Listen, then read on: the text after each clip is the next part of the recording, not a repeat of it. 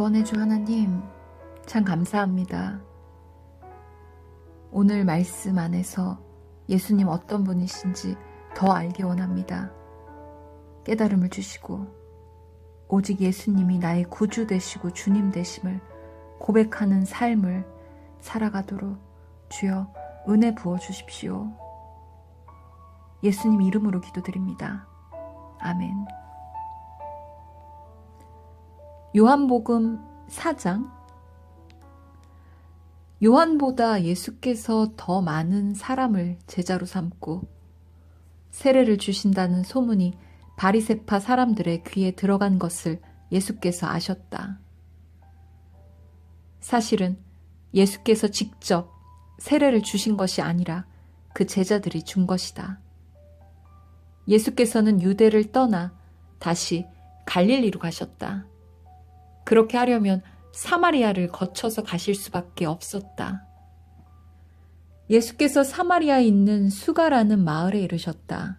이 마을은 야곱이 아들 요셉에게 준 땅에서 가까운 곳이며 야곱의 우물이 거기에 있었다. 예수께서 길을 가시다가 피로하셔서 우물가에 앉으셨다. 때는 오정쯤이었다. 한 사마리아 여자가 물을 기르러 나왔다. 예수께서 그 여자에게 마실 물을 좀 달라고 말씀하셨다. 제자들은 먹을 것을 사러 동네에 들어가서 그 자리에 없었다. 사마리아 여자가 예수께 말하였다.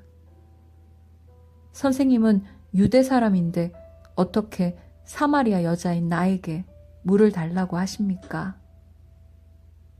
유대 사람은 사마리아 사람과 상종하지 않기 때문이다. 예수께서 그 여자에게 대답하셨다.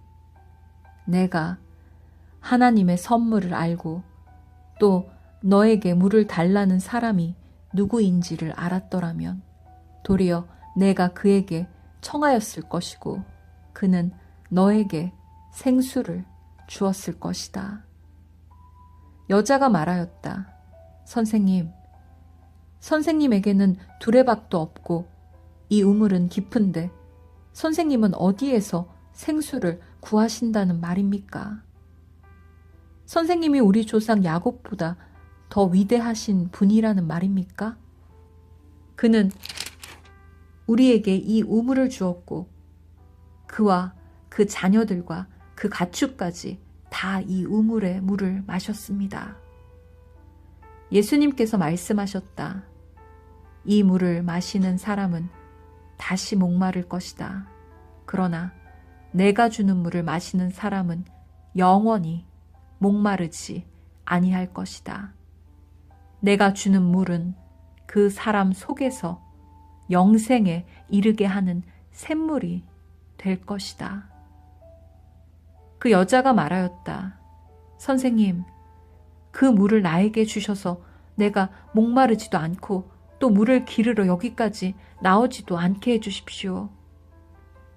예수께서 그 여자에게 말씀하셨다. 가서 내 남편을 불러오너라. 그 여자가 대답하였다. 나에게는 남편이 없습니다. 예수께서 여자에게 말씀하셨다. 남편이 없다고 한 말이 옳다. 너에게는 남편이 5이나 있었고 지금 같이 살고 있는 남자도 내 남편이 아니니 바로 말하였다. 여자가 말하였다. 선생님, 내가 보니 선생님은 예언자이십니다. 우리 조상은 이 산에서 예배를 드렸는데 선생님네 사람들은 예배 드려야 할 곳이 예루살렘에 있다고 합니다. 예수께서 말씀하셨다. 여자여, 내 말을 믿어라. 너희가 아버지께 이 산에서 예배를 드려야 한다거나 예루살렘에서 예배를 드려야 한다거나 하지 않을 때가 올 것이다.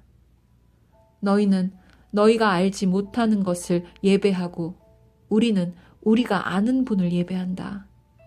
구원은 유대 사람들에게서 나기 때문이다.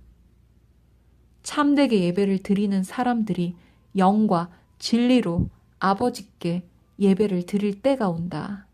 지금이 바로 그때이다. 아버지께서는 이렇게 예배를 드리는 사람들을 찾으신다. 하나님은 영이시다.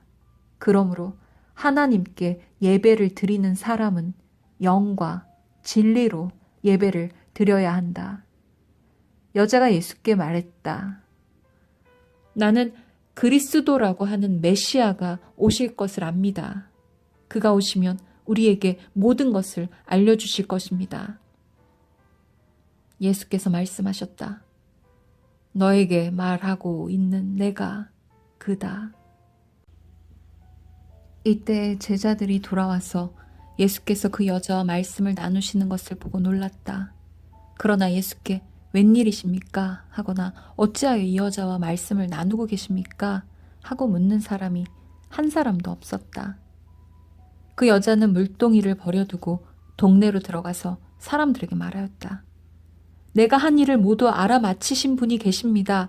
와서 보십시오. 그분이 그리스도가 아닐까요? 사람들이 동네에서 나와서 예수께로 갔다. 그러는 동안에 제자들이 예수께 랍비님 잡수십시오 하고 권하였다. 그러나 예수께서는 그들에게 말씀하시기를 나에게는 너희가 알지 못하는 먹을 양식이 있다 하셨다. 제자들은 누가 잡수실 것을 가져다 드렸을까? 하고 서로 말하였다. 예수께서 그들에게 말씀하셨다. 나의 양식은 나를 보내신 분의 뜻을 행하고 그분의 일을 이루는 것이다. 너희는 넉 달이 지나야 추수 때가 된다고 하지 않느냐. 그러나 나는 너희에게 말한다. 눈을 들어서 밭을 보아라. 이미 곡식이 익어서 거둘 때가 되었다. 추수하는 사람은 품삯을 받으며 영생에 이르는 열매를 거두어 드린다. 그리하면 씨를 뿌리는 사람과 추수하는 사람이 함께 기뻐할 것이다. 그러므로 한 사람은 심고 한 사람은 거둔다는 말이 옳다. 나는 너희를 보내서 너희가 수고하지 않은 것을 거두게 하였다. 수고는 남들이 하였는데 너희는 그들의 수고의 결실에 참여하게 된 것이다. 그 동네에서 많은 사마리아 사람이 예수를 믿게 되었다. 그것은 그 여자가 자기가 한 일을 예수께서 다 알아맞히셨다고 증언하였기 때문이다. 사마리아 사람들이 예수께 와서 자기들과 함께 머무시기를 청하므로 예수께서는 이틀 동안 거기에 머무르셨다. 그래서 더 많은 사람들이 예수의 말씀을 듣고서 믿게 되었다. 그들은 그 여자에게 말하였다. 우리가 믿는 것은 이제 당신의 말 때문만은 아니오. 우리가 그 말씀을 직접 들어보고 이분이 참으로 세상의 구주이심을 알았기 때문이오. 이틀 뒤에 예수께서는 거기를 떠나서 갈릴리로 가셨다. 예수께서 친히 밝히시기를 예언자는 자기 고향에서는 존경을 받지 못한다 하셨다. 예수께서 갈릴리에 도착하시니 갈릴리 사람들이 예수를 환영하였다. 그들도 명절을 지키러 예루살렘에 갔다가 예수께서 거기서 하신 모든 일을 보았기 때문이다. 예수께서 또다시 갈릴리 가나로 가셨다. 그곳은 전에 물로 포도주를 만드신 곳이다. 거기에 왕의 신하가 한 사람 있었는데 그의 아들이 가버나움에서 앓고 있었다. 그 사람은 예수께서 유대에서 나와 갈릴리로 들어오셨다는 소문을 듣고 예수께 와서 제발 가버나움으로 내려오셔서 아들을 고쳐주십시오 하고 애원하였다. 아들이 거의 죽게 되었기 때문이다. 예수께서 그에게 말씀하셨다. 너희는 표징이나 기이한 일들을 보지 않고는 결코 믿으려고 하지 않는다. 그 신하가 예수께 간청하였다. 선생님, 내 아이가 죽기 전에 내려와 주십시오. 예수께서 말씀하셨다. 돌아가거라. 내 아들이 살 것이다. 그는 예수께서 자기에게 하신 말씀을 믿고 떠나갔다. 그가 내려가는 도중에 종들이 마중 나와 그 아이가 살았다고 보고하였다. 그가 종들에게 아이가 낫게 된 때를 물어보니 어제 오후 1시에 열기가 떨어졌습니다. 하고 종들이 대답하였다. 아이 아버지는 그때가 예수께서 그에게 내 아들이 살 것이다 하고 말씀하신 바로 그 시각인 것을 알았다. 그래서 그와 그의 온 집안이 함께 예수를 믿었다.